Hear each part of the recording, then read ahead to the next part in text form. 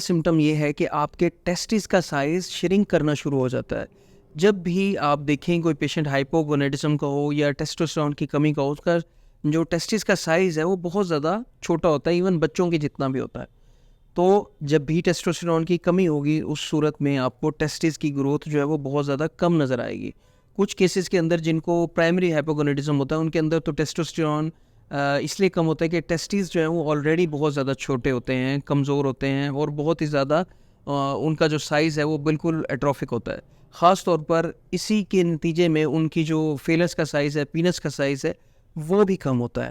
اگلا جو سمٹم ہے وہ یہ کہ آپ کو اگر ٹیسٹوسٹیرون کی کمی ہے تو ہاٹ فلیشز کا سامنا کرنا پڑے گا.